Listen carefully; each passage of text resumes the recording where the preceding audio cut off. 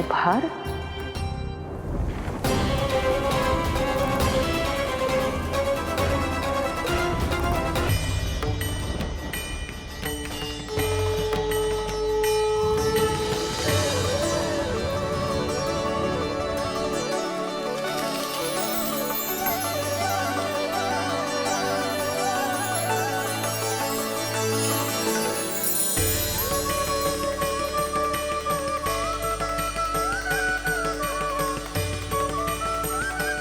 महादेव, आप उपहार में ये निष्प्राण वस्तु देंगे अपने सखा को?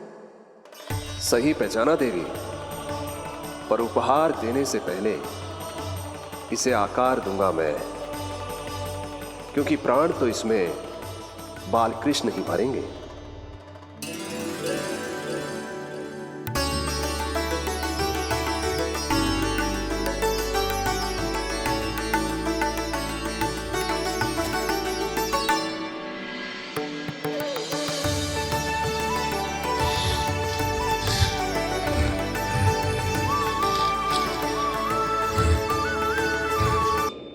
बस उन्हें मेरा उपहार अच्छा लगे।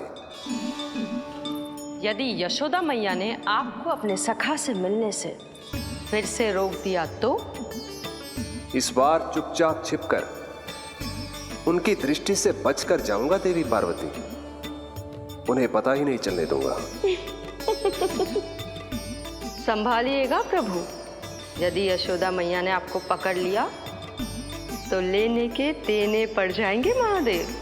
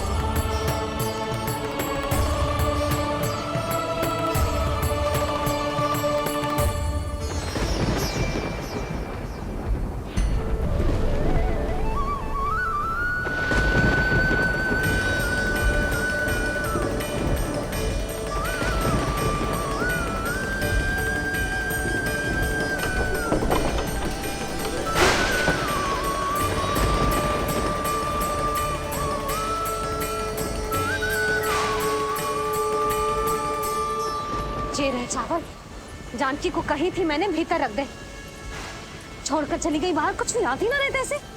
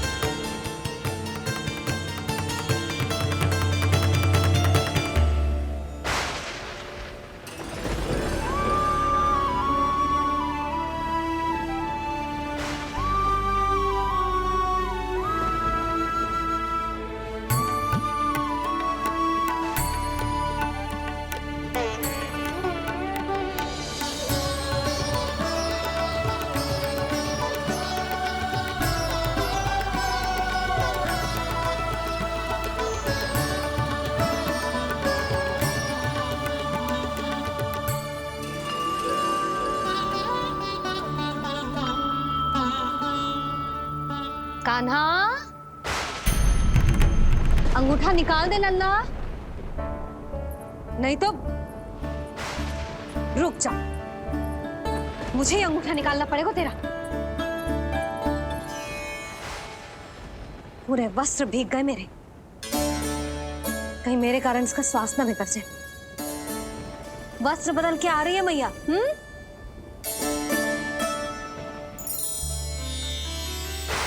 आ रही हूँ।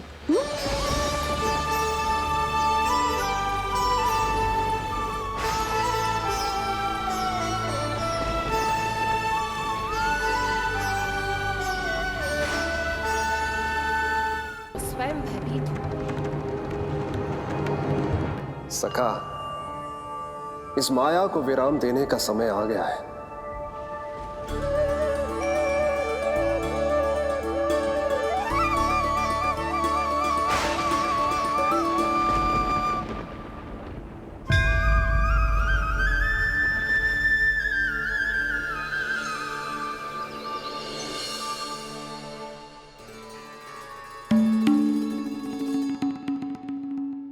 सभी आपके चरण धोकर उसका चरणामृत पीते हैं सखा, और आपने उसी चरण को अपने मुख में रख लिया।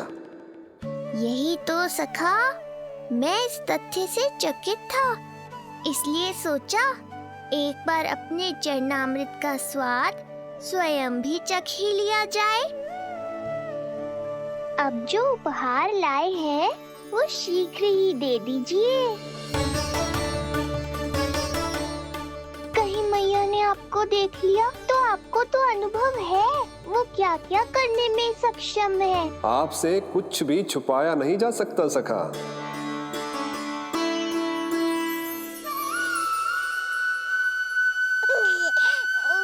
इन अधरों पे पाव के अंगूठे से अधिक ये मुरली शोभा देगी सखा।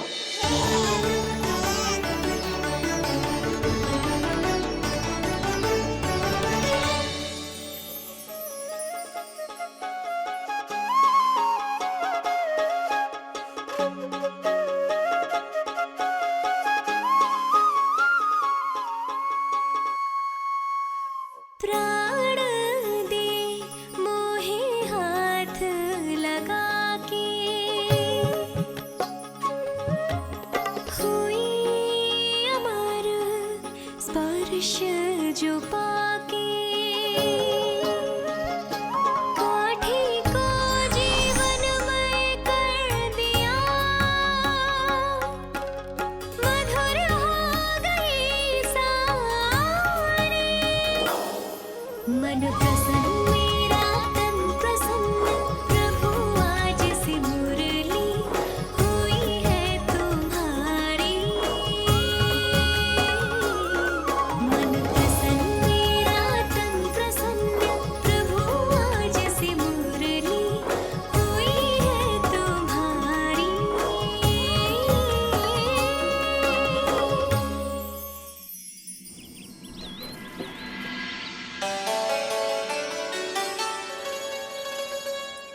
तुम्हारी भक्ति ने मेरा मन जीत लिया है मुरली। शीघ्र ही सारा संसार तुम्हें मेरे नाम से और मुझे तुम्हारे साथ से पहचानेगा।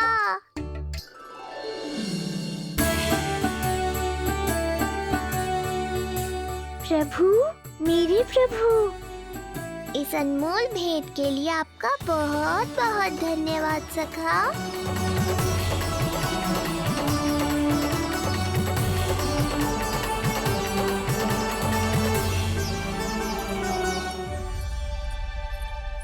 सखा, मैया,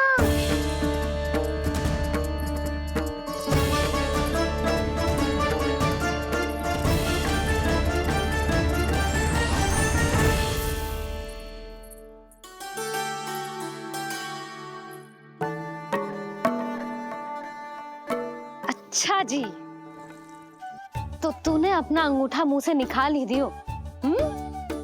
बड़ा उपकार कियो अपनी मैया पे।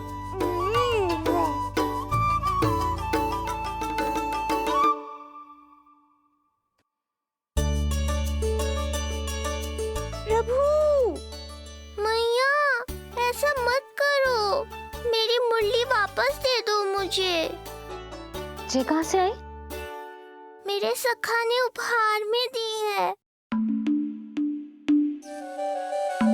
मैंने तो सोचा भी नहीं था मैया कि मेरे अंगूठा मुंह में लेने से इतना सब कुछ हो जाएगा। तेरे मुख पे छाई ये धृष्टता की छाया साक्षी है। ये जो भी हुआ, ये तुम दोनों, उस ऋषि गर्ग और तुम्हारे उस पुत्र का किया धरा है, जिसे तुमने मुझसे छुपा रखा है। जो स्वयं दूसरों का बुरा करते हैं, उन्हें सदैव यही लगता है कि उनके पीठ के पीछे उनके विरुद्ध कोई न कोई षड्यंत्र हो रहा है। मुझे तनिक भर भयभीत देखकर इतना साहस आ गया तुझमें कि मुझे प्रत्युत्तर देगी? लगता है तुम दोनों महाराज की तलवार के वार को भूल चुके हो। स्मरण करो, इतने वर्षों में इसने एक बार भी तुम्हें छुआ तक नहीं, लेकिन अनेकों बार तुम्हारे हृदय को रक्त रंजित कर चुकी है ये। मेरी इस तलवार ने तुम दोनों की 6 संतानों का रक्त चखा है,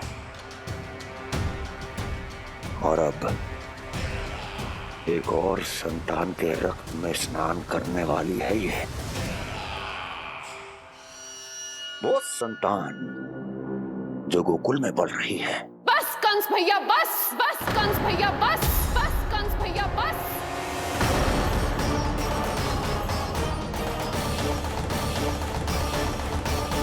इतना दुस्साहस!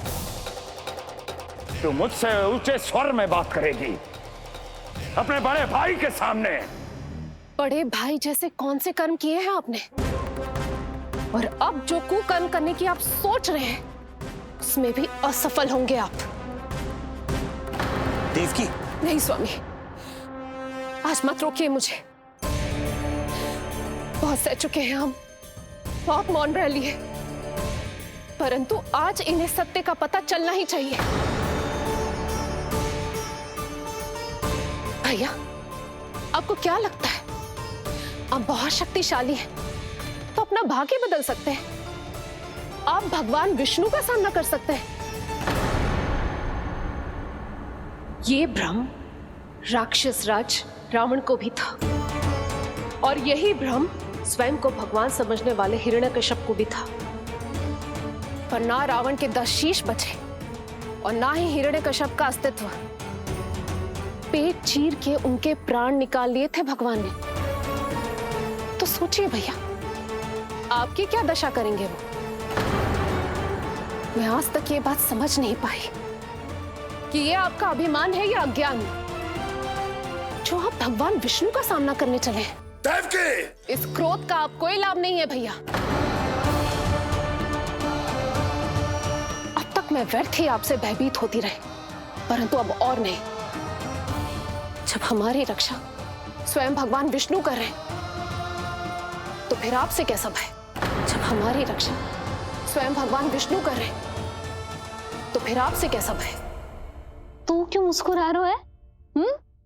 अब जे मत ही सोचना कि मैया फिर से अंगूठा चूसने देगी तुझे। अब उसकी आवश्यकता ही नहीं पड़ेगी मैया। पहले आकाशवाणी से सुना था, आज मैं दोहराती हूँ। आपकी मृत्यु भगवान विष्णु के अवतार द्वारा ही होगी। आपकी मृत्यु भगवान विष्णु के अवतार द्वारा ही होगी। आपकी मृत्यु भगवान विष्णु के अवतार द्वारा ही होगी।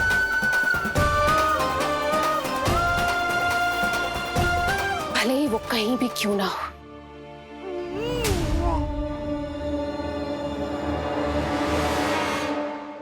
चाहे वो कहीं भी क्यों ना हो, मैं जानता हूं वो कहां है। देवकी,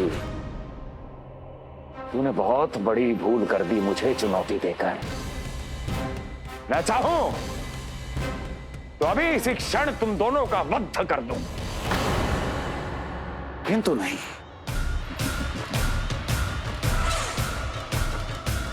तुम्हें श्राद्ध करना बहुत प्रिय है ना? तो ठीक है, तो अब मैं तुम दोनों का वध तभी करूंगा जब तुम दोनों अपनी 8 संतानों का श्राद्ध एक साथ कर चुके होगे।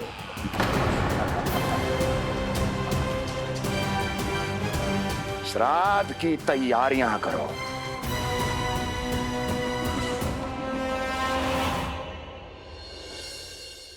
मैया अन्नपूर्णा की कृपा से आज अन्नप्राशन के सभी कर्मकांड अच्छे से हो जाए, भोजन स्वादिष्ट बने और मेरे कान्हा को प्रिय लगे। बस इतना आशीर्वाद दे दो तुलसी मैया। मैया, कहीं उसे ऐसा ना लगे कि उसकी मैया को अच्छा भोजन बनाना आतो ही ना है।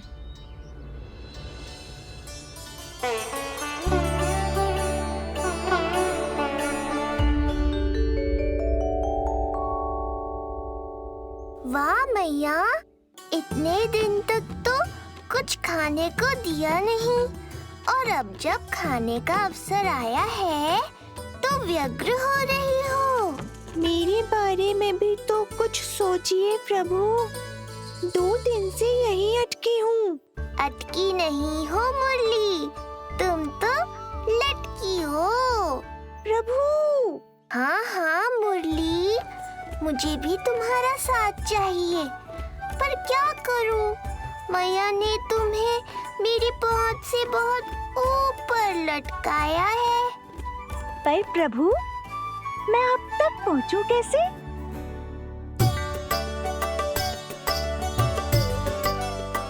प्रभु, सोचिए मत, कुछ करिए।